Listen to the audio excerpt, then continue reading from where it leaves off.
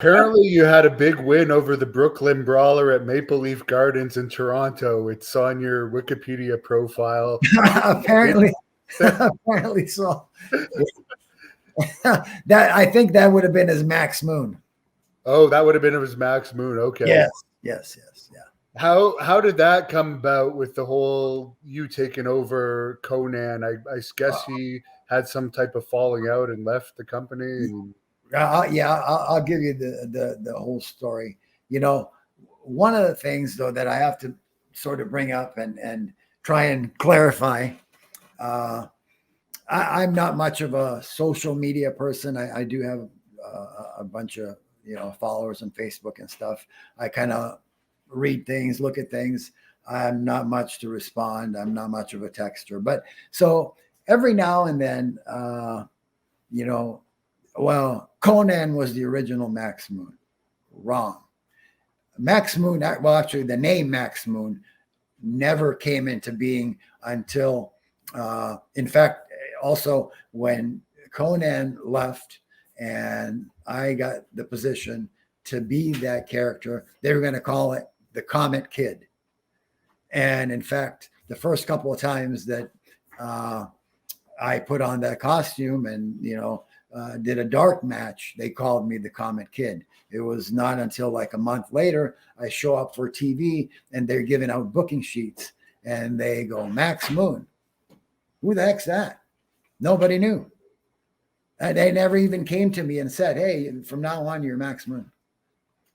But anyways, so back to the story. As far as Conan, yes, it was all Conan's idea. That character actually, other than the spandex costume, also had this helmet that had like these flashing lights. And there was like, the two arm pieces, one that I kept or that Vince decided to keep that shot out flames, the other one that shot out streamers. There was also like a football shoulder pads type of thing that if you push the button, like smoke came out. Well, what was used in that was like fire extinguisher stuff. And if you were going to go on the road with that, you would have to find a place where they refilled fire extinguishers in each town and have that done. So that wasn't going to work. But yeah, the whole gimmick was Conan's idea. Well, I'm not sure why or how. They tried him out and, he had the thing that he did. And I think it was Hershey, Pennsylvania for the television taping. And he just didn't show up. And that day,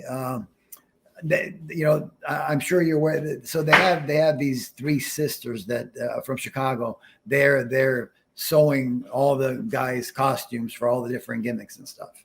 And I was talking to them and I said to them, I said,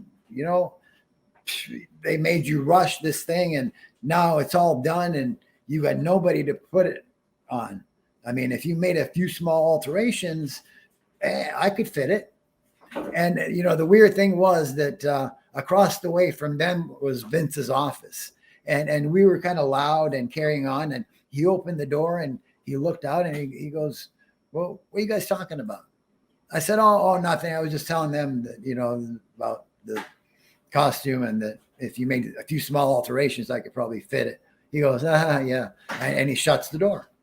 And, we kept on talking and stuff. And it's probably a half hour went by and he opens the door and he looks at me. He goes, he points at me.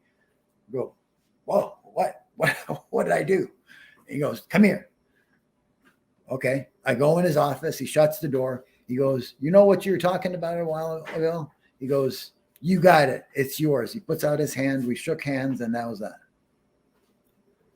So as far as, I guess there's a fan bringing up Conan kind of gets offended that you did that. You basically just jumped on an opportunity that came up.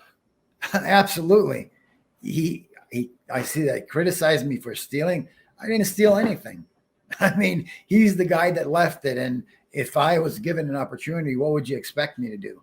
Here I was, at that point, Orient Express had already split up.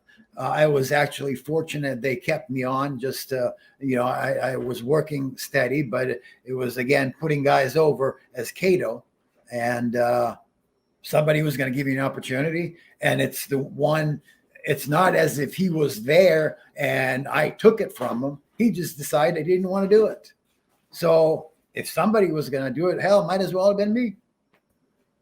And of course, you're best remembered doing that gimmick as being on the first Monday Night Raw against Shawn Michaels. Any memories of that? Yes.